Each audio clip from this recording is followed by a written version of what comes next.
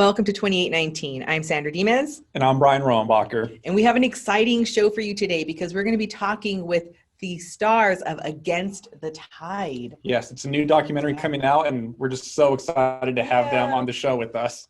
It's a great film, and we hope you will check it out. But let's dive into what we're going to be talking about specifically. That's right.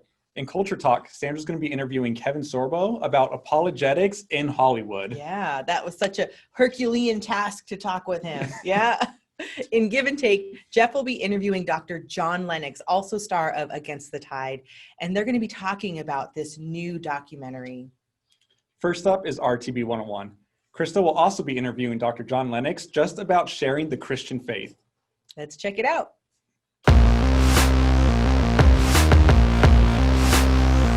Now it's time for RTB 101, where we discuss practical questions to help equip you to share your faith more effectively. And it's my honor to be joined today by Oxford mathematician, Dr. John Lennox. Thank you for joining me, Dr. Lennox.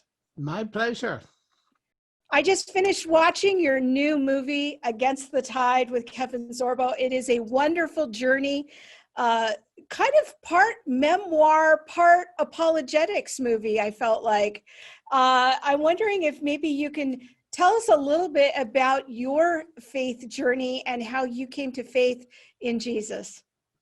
Well, my origins are in a very tiny country of Northern Ireland, which I'm afraid is renowned around the world for its sectarian violence. And my first contact with Christianity was in the form of my parents, who were Christian without being sectarian, which was very unusual. And secondly, they loved me enough to allow me space to come to my own conclusions. And because they lived credible lives within the society, I was impressed by their attitude. Their Christianity was living, it was real. So right from the very start, I had a very strong witness within my home. And I came to trust Christ. It was explained to me by my parents as a small child. Exactly when, it's very hard when you get to my age to remember. But they really set me up because they encouraged me not only to think about the Christian faith and explore the Bible, but other worldviews as well, which was amazing because my parents did not have anything like the education that I eventually got, but they were sufficiently aware and interested. My father was an avid reader of C.S. Lewis and introduced me to him. And so that home preparation, apart from anything else, was a very wonderful foundation for life. And as I look back, I've never had any reason to regret that. I can hear you say kind of two separate things that they did for you there. One is that they had a vibrant faith that they really lived out. For them, their faith was real and it impacted their lives. And secondly, it sounded like, you know, they really invited you to own your own faith and to be on your own journey of that. That sounds like a very unique environment that brought you along in your own faith. How did that then transfer when you went off to school, and how did your faith journey look like once you were at the university and grad school?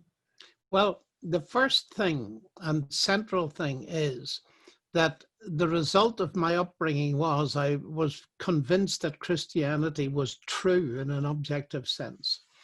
And because I believed it was true, when I went up to Cambridge in 1962, which is a long time ago, I hit the ground running because I could see that, therefore, one goes public with it. This is not something to keep quiet about.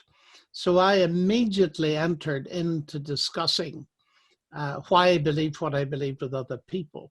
Now, by contrast, many people from my country whose parents had forced some version of Christianity down their throats, the moment they got away from home, it disappeared.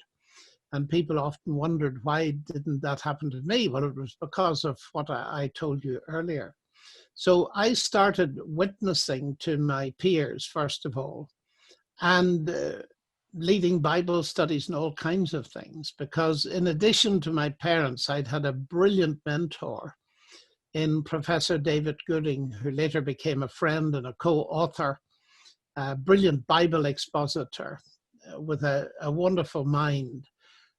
So I'm very fortunate and very thankful to the Lord for giving me that kind of a training, which I then began to pour into other people around me, both in terms of witnessing and also in terms of Bible teaching, because David Gooding showed me how to get at the treasures of Scripture.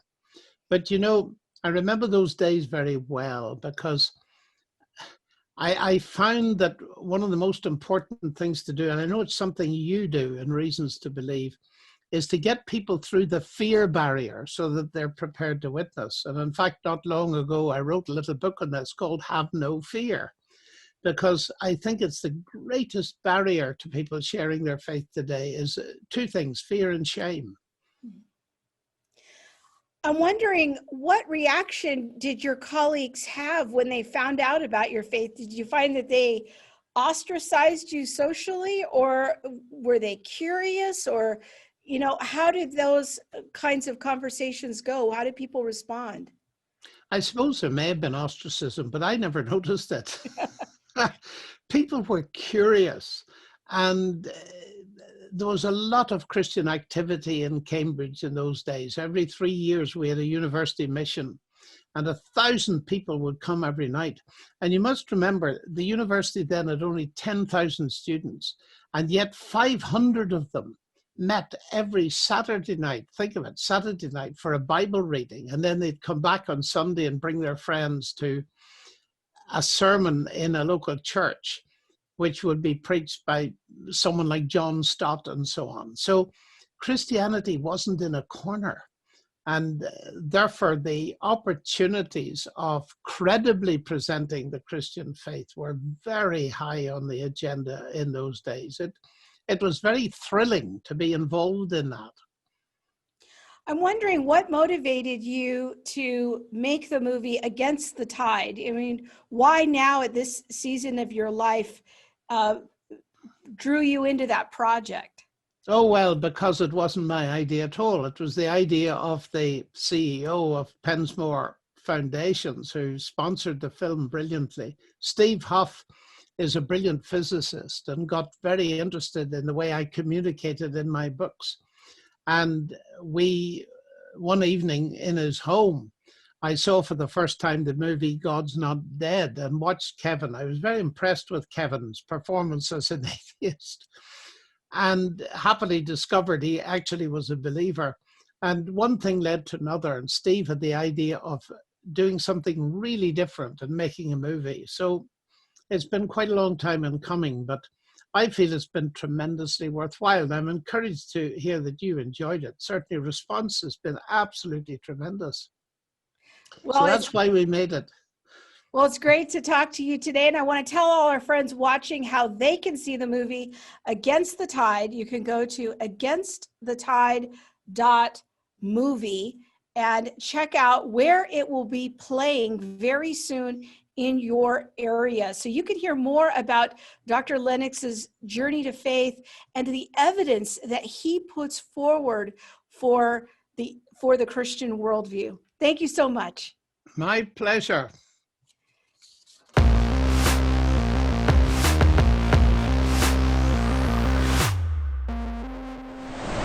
Welcome to Culture Talk. This is the segment where we talk about culturally relevant topics that you can use to start conversations about your faith. And I'm happy to be joined today with director and actor Kevin Sorbo. Thank you so much for joining us today. My pleasure. It's good to be here. Yeah, we're going to be talking about your latest film, Against the Tide. My goodness, we just watched it, and it's so powerful because you and Dr. John Lennox, go from Oxford to Israel, really unpacking the scientific and theological evidence for God's existence. Let me ask you, for your experience, what was the most powerful bit of evidence for you? Wow, the most powerful bit of evidence. You know, here's the thing. I mean, to go to, just to go to Oxford, England, and walk through that amazing place that has a Kodak moment everywhere you turn. They realize how many universities are in that area. They're everywhere. And John, when we decided to go down to Israel, I'd never been to Israel before. So this is pretty amazing for me to do this.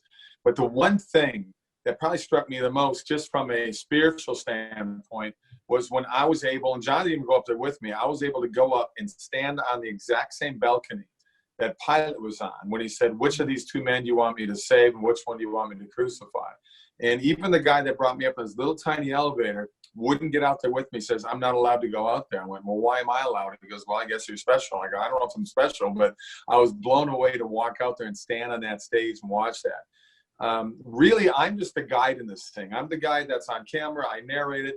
John is the force behind this thing. John's intellect, his knowledge, we could only wish to be as really educated as he is with the apologetics that he has. And this movie, to me, is going to be an amazing weapon for people to use to take bullet points down, to watch it over and over again, to have the chance to sit there and have good debates with people. Because a lot of my atheist friends will just say, well, science proves God doesn't exist. And I go, well, how does it prove it doesn't exist? And they go, well, it's science. So it's just a broad term they just like to throw out. And to me, it's like, okay, you still haven't proved that he doesn't exist. And they go, well, you haven't that he doesn't exist. You say, well, you don't prove that he has existed. And for me, it really comes down to, I don't believe you can get something from nothing. Every time I look at a building, let alone a tree, let alone a car, somebody built these things. Some of these things, something happened somehow. So as far as the world, the universe, all the planets and stars, and forever and ever as this universe expands, somebody did it, and it wasn't you and it wasn't me. So that is the only argument that I really have for it. But John looks at it a far more intelligent way, and I'd rather have him speak to you about that than me. He's much more the scholar on this than I am.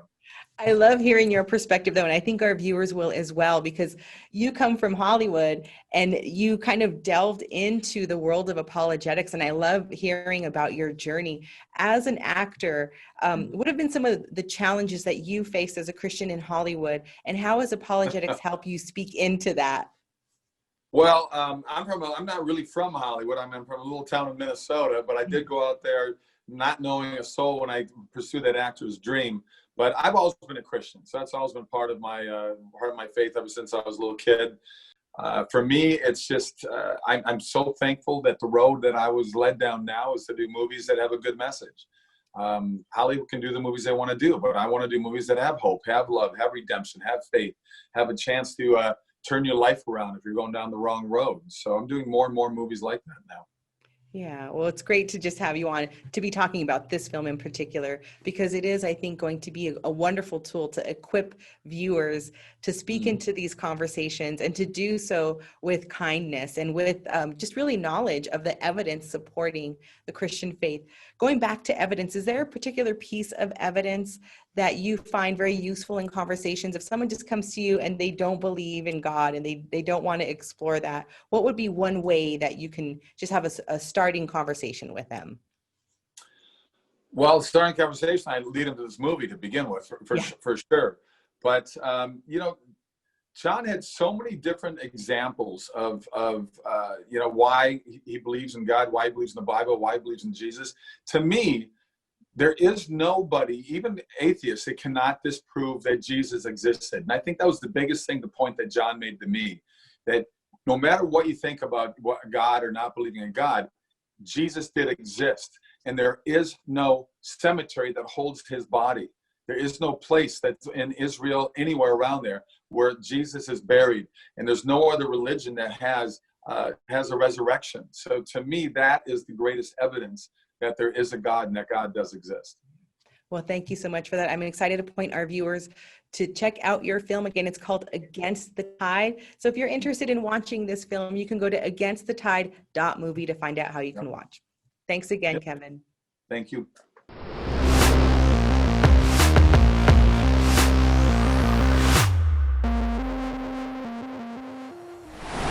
Hello, Jeff Zwarenk here, and welcome back to Give and Take, the segment of our show where we explore important scientific ideas to help you be more convinced of the truth of Christianity. Today, I'm honored to be joined by Dr. John Lennox, and we're going to be discussing the new movie that he's produced, Against the Tide. Dr. Lennox, it's good to have you here. Thank you very much. I'm delighted to be on your show. So I know you got you're an emeritus professor of mathematics at Oxford. You're a pretty accomplished person, have done a lot of debates. I know you've got this new movie, Against the Tide, out, and I just kind of wanted to ask you, what is it that you were hoping to accomplish? Why did you decide to be involved with this movie? Well, it wasn't my idea. It was the idea of Steve Huff of the Pensmore Foundation. And he was very concerned about the dominance of naturalism in the academy. And he'd read one of my books and he came to Oxford to look me up and said that he'd like to do something in order to help people to understand what the issues are. And we became friends, and over quite a lengthy period of time, he came up with the idea of a film starring Kevin Sorbo. I think it's been a brilliant idea, actually, but that's how it started. It wasn't in my head at all. What are some of the central issues you see in combating naturalism? Well, the first one really is that naturalism is essential to science. And I want to say that actually modern science was conceived in a Christian cradle. And many people think that science and belief in God are mutually, they exclude each other. And I want to argue that that's not true historically. And it's not true either when you investigate the nature of science. And furthermore, I really think that naturalism undermines human rationality. So that whereas my basic thesis is that science and God mix very well, that atheism and science don't mix very well, which is quite a controversial position, but I think one that's amply justifiable by the arguments. But I'd like to explore that, your statement that atheism actually undermines science. On what basis do you say that? What's the evidence for that? Well, this is an idea that goes back a very long way, but C.S. Lewis, Alvin Plantinga, and Tom Nagel are, to my mind, the three major people that realize it. And Lewis made the point years ago, presciently actually, he said, any theory that human thinking is invalid is, of course, logically incoherent. And that is advanced because if we ask, and I often do, ask my fellow scientists what they do science with, well, they usually say the brain because they don't believe that the mind is distinct from the brain, but allowing that, and then I ask them, tell me the brief history of the brain. And they say, well, the brain, to sum up, is the end product of a mindless, unguided process. And I usually then say, look, if you knew that your computer that you use every day was the end product of a mindless, unguided process, would you trust it? And the interesting thing, Jeff, is I've always had the answer no. And I said, look, you've got a problem then, because you've got a problem with your own brain or mind. Why would you trust it when this is its origin that you wouldn't even give credence to in connection with your computer? You have a real problem. Whereas in the Christian worldview, the reason why the universe out there is at least in part accessible to the human mind is that both the universe and the human mind are traceable back to the same intelligent creator. You know, I find that a very fascinating statement. You know, and I appreciate the way you've articulated that. I know C.S. Lewis has quotes where he articulates that idea that if we can't trust our mind, how in the world can we trust what we're thinking about with it? When you've talked to scientists who are skeptical or who have a naturalist viewpoint, and you've presented this, how have they responded? What sorts of things have you been seen effective in maybe helping them see things from a different point of view? And have they responded? Well, sometimes it's hilarious because, of course, what we're talking about here is reductionism. And I could well remember a famous occasion with a very, very eminent biochemist who said he was a reductionist. Everything can be reduced to physics and chemistry. He was an atheist and we'd nothing to discuss. So we were having dinner together and on the table was a menu. And I said, do you mind if we do an experiment? And he said, what, at dinner? I said, sure, this is Oxford. So I pointed out the menu and he said, what's the problem? it says roast chicken. I said, there's no problem, but you're a reductionist. Yes, everything can be reduced to physics and chemistry. Yes. I said, okay, look at these marks, R-O-A-S-T. They're marks on paper made with ink. Now, you explained to me the way in which they carry the meaning roast chicken, using only the physics and chemistry of the paper and ink. And there was utter silence, at which point his wife said, get out of that if you can. But he didn't try. He said something that I shall never forget. He said, look, he said, I have gone into my laboratory for 40 years thinking it could be done, but it so obviously can't. He said, where did you get that argument? I said, don't worry, I got it from a Nobel Prize winner. And then, of course, I said, what do you work on? He said, DNA. Oh, I said, that's very interesting. That's a longer word in a chemical alphabet, much longer than R-O-A-S-T. Tell me about it, its origin. Oh, he said, chance and necessity. I said, just a minute. You had a 5-letter word, and you instantly concluded that there was a mind behind it. Why don't you do that with the 3.4 billion letters of DNA? I see you have a problem. And he had a problem. And I think again and again, I find people have just admitted they have never thought about it. But when they do, it poses them with a major issue, as Lewis knew it would. That's very fascinating. And I love the way you've articulated those arguments to help people think and engage and get at the central issue. Yeah, I kind of want to take a little bit of a different question for you. I do think Christianity and science go very well, but what are some of the more significant challenges you've encountered and how have you responded to them? Well, it depends who's doing the challenging. I think there are different kinds of atheists. There are the very dogmatic kind like Richard Dawkins and so on, who don't seem to listen to reason. But then there are others who are much more open. And generally speaking, I find there are challenges in explanation. Firstly, to get some of these people to see that their naturalism is a belief system. They tend to think that Christians are people of faith, because they define faith as believing where there's no evidence, which makes it even worse. But atheists are not people of faith, which is nonsense. I mean, Dawkins asserts in one of his books that atheists have no faith and then spends 300 pages explaining what he believes. And that logical inconsistency bothers me. There's huge confusion out there as to the nature of faith. And what they don't realize, that faith is essential to science, and we hope that there it's evidence-based. The same is true of Christianity. It is only worthwhile if it is evidence-based. So getting these people to see that the Christian claims need to be taken seriously because they're evidence-based is a huge problem. The next challenge is to get them to understand the nature of scientific explanation, because very often they think in terms of an unthought out scientism, that science is the only way to truth. And therefore, worse still, that science is coextensive with rationality, whereas disciplines like history and philosophy and theology are perfectly rational. And therefore, they don't realize that there can be two explanations of the same phenomenon. Why is the water boiling? There's a heat explanation in terms of physics, but there's also the explanation that I like a cup of tea. It's a personal explanation.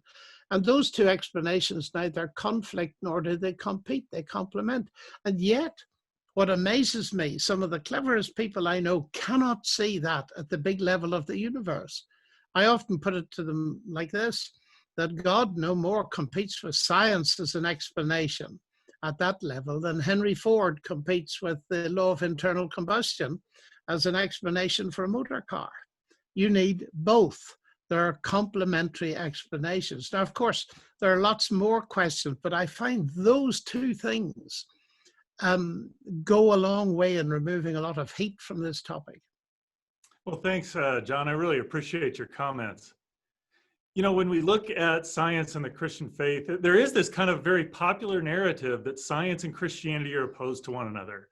But when you really dig in, you see that science actually flourishes in a Christian worldview, and the atheistic or skeptical worldview actually is problematic for justifying the foundations of science.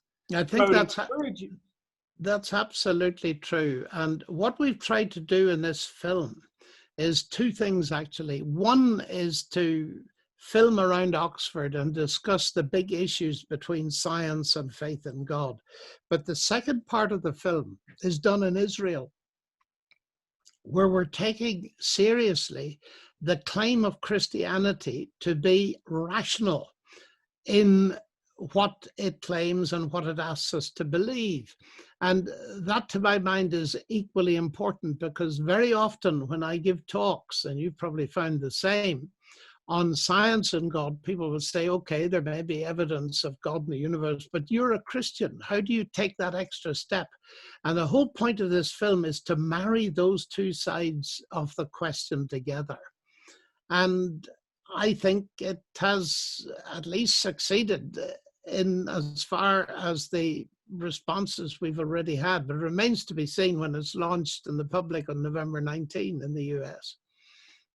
No, I have to say, just personally, having watched the movie last week, I loved that juxtaposition of the two, where there's this, here's general scientific evidence, you know, and that you kind of go through that and you talk about your personal, but then there's also this, it's more than just science as well. And so I really appreciated that. Well, thanks, John. I appreciate your comments. You know, when there's this popular narrative out there that science is antithetical to Christianity, or vice versa, that they're actually antagonistic to one another. And when you really dig into it, what you find is that science flourishes in a Judeo-Christian worldview.